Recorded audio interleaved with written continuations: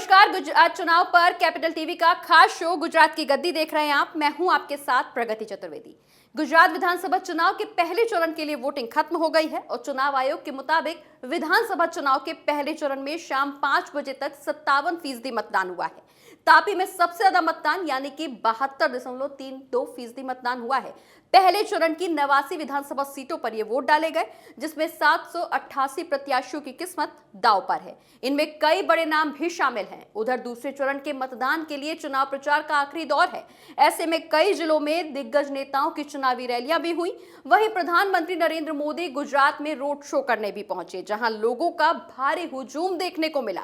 प्रधानमंत्री नरेंद्र मोदी ने road show के जरिए कुल 54 किलोमीटर की दूरी तय की। इसी मुद्दे पर चर्चा करने के लिए हमारे साथ स्टूडियो में मौजूद हैं कैपिटल टीवी के editor in chief doctor Manish Kumar. Doctor साहब, बहुत बहुत स्वागत है। धन्यवाद। डॉक्टर साहब, पहले चरण की वोटिंग खत्म हो गई है, दूसरे चरण की तैयारियां शुरू कर दी गई हैं। देखिए, जो कल वोटिंग हुई जी। और साथ साथ प्रधानमंत्री मोदी का जो मेगा रोड शो जी। जो हुआ, एक बात क्रिस्टल क्लियर है, भारतीय जनता पार्टी को चुनौती देने के लायक भी कोई नहीं है। दो तीन चीज़ें हैं जो समझने की है कि एक तो 57-58% कल तक 1-2% और बढ़ सकता है, इधर उधर से कहीं से कोई आंकड़ा जो इलेक्शन कमीशन उसको एडजस्ट करते हैं, तो अदरवाइज 60% से कम की वोटिंग, मतलब गुजरात की जनता सरकार बदलना नहीं चाहती है। यही इस तरह के वोटिंग पैटर्न का निष्कर्ष निकलता है। बेसिक चीज क्या है कि जहां कहीं भी सरकार बदलनी होती है, लोगों को भारी संख्या में लोग रोष में आते हैं और घर से बाहर निकलकर वोट करते हैं। वोटिंग 65, 70, 75% होती है, तो समझ में आ जाता है कि लोग सरकार बदलना चाह रहे हैं। कैपिटल टीवी की टीम गुजरात के अलग अलग इलाकों में थी। एक जो एंटी इनकम्बेंसी का जो मसला था वो गुजरात में नजर नहीं आ रहा, और इसलिए लोग 60% से कम ही लोग वोट देने के लिए बाहर आए। तो एक तो खुशखबरी है, भारतीय जनता पार्टी का कॉन्फिडेंस और बढ़ गया होगा, और ऊपर से तड़का जो अहमदाबाद में कल प्रधानमंत्री मोदी ने लगाया, ये एक ऐतिहासिक रोड शो में गिनती की जाएगी इसकी। क्यों? जनरली रोड शोज जो होते हैं उसमें होता क्या है कि पॉलिटिकल पार्टी के लोग 5,000, 10,000 लोगों कार्यकर्ताओं को इकट्ठा कर लिया, और रोड जो चूज करते हैं वो बाजार का 2 किलोमीटर का, 4 किलोमीटर का, 5 किलोमीटर का, ज़्यादा से ज़्यादा 7-8 किलोमीटर का रोड शो होता है। वो 5-6 हज़ार लोग साथ में चलते हैं नेता के, तो इसलिए हर जगह मैंने आपकी समझिए कि मोहल्ले से कोई बारात भी गुजरती है तो लोग घर से बाहर आ जाते हैं।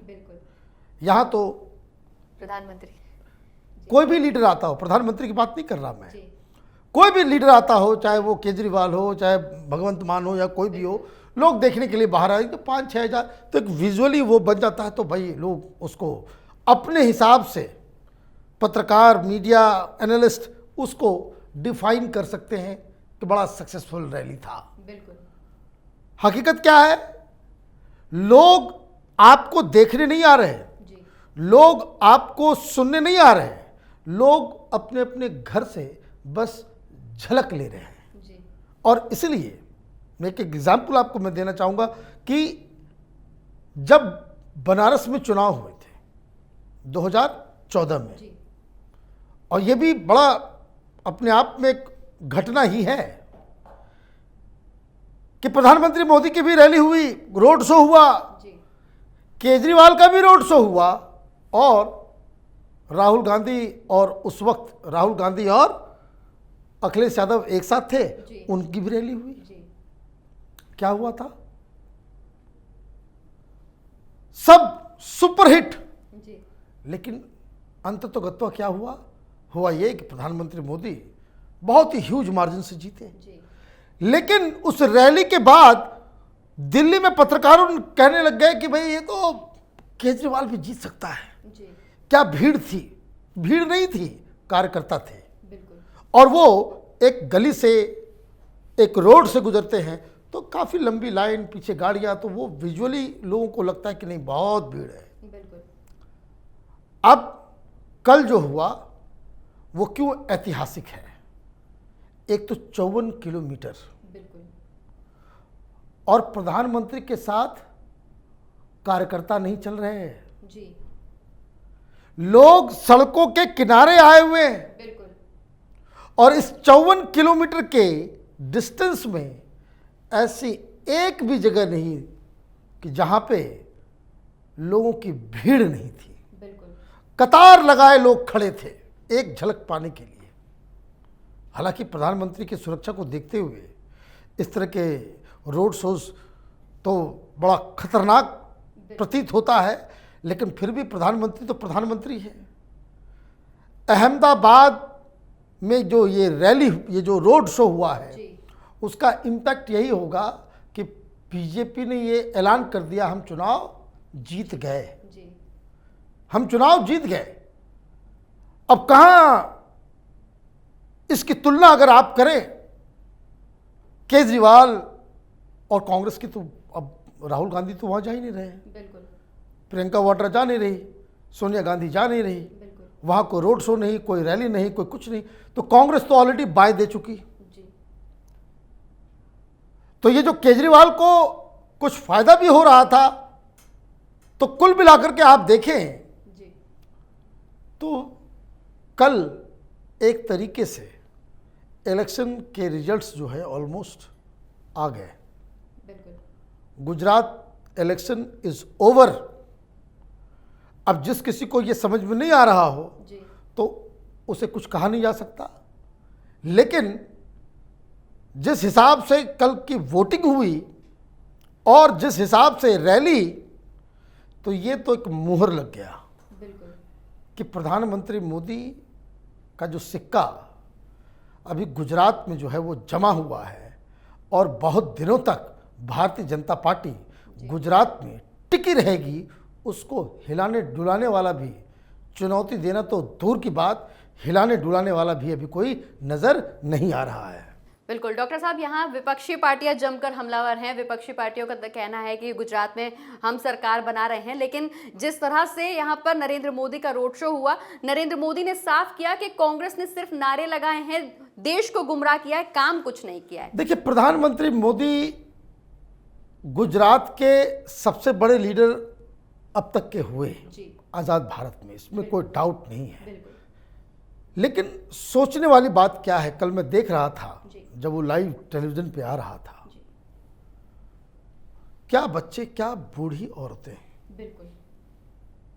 और जो एनर्जी आप पार्टी कार्यकर्ताओं पैसे के देकर के बुलाए हुए भीड़ को आप दूर से ही पहचान सकते हैं, हम लोग पहचान लेते हैं। जी। लेकिन जिस हिसाब से जो एनर्जी और जैसे जैसे लोग एक झलक पाने के लिए, और खास करके उस भीड़ में बिल्कुल। महिलाओं का जो पार्टिसिपेशन है, बिल्कुल। वो एक बात कोई बिल्कुल पुष्टि करता है कि प्रधानमंत्री के टक्कर में कोई लीडर अभी है नहीं। और मैं आपको बता दूं कि कोरोना के बाद से जी। भारतीय जनता पार्टी जिस तरीके से उन कम्युनिटीज़ में, उन क्लासेस में पेनिट्रेट कर चुकी है, बिल्कुल। ये जो फ्री का अनाज कोरोना के समय, जी। जो पैसे ट्रांसफ़र होते हैं, जी। वो मैजिक कर रहा है भारतीय जनता पार्टी के लिए। बिल्कुल। लोगों को लगता है कि ऐसे मौके पे सरकार आपके साथ खड़ी हो गई जब सब कुछ खत्म हो गया था। जी। जान बचाया सो अलग, फ्री में वैक्सीन दी गई सो अलग, पैसे भी दिए गए, अनाज भी दिया गया। तो ये अपने आप में, जिसको मैं कह सकता हूं कि 2024 जी। इस चुनाव के बाद से क्लियर होता चला जा रहा है। बिल्कुल।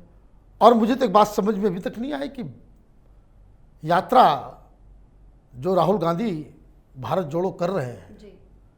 वो गुजरात लेकर के क्यों नहीं आए। अब गुजरात को वो अवॉइड कर रहे हैं, किस लिए? ऐसा लग रहा है कि भाई आम आदमी पार्टी के लिए आपने खुला खेल छोड़ दिया है, जी। किसके दबाव में या किसी के कहने पे पता नहीं। लेकिन जिस हिसाब से कल वोटिंग हुई जी। और जो माहौल बना है, बिल्कुल। मेरे लिए तो गुजरात का चुनाव, उसके नतीजे अब आ गए, अब सिर्फ फॉर्मेलिटीज बाकी है। बहुत बहुत धन्यवाद डॉक्टर साहब। धन्यवाद। तो गुजरात में दूसरे चरण की तैयारियां शुरू हो गई हैं। पीएम के रोड शो के बाद गुजरात में माहौल बिल्कुल अलग नजर आ रहा है। अब देखना यह होगा कि दूसरे चरण में वोटिंग प्रतिशत क्या कुछ रहेगा और चुनावी ताज किसकी झोली में जाएगा। आज के लिए हमारे इस खास प्रोग्राम गुजरात की गद्दी में बस इतना ही। कल फिर पेश होंगे एक नए मुद्दे के साथ। तब तक के लिए मुझे दीजिए इजाजत और आप देखते रहिए कैपिटल टीवी। नमस्कार।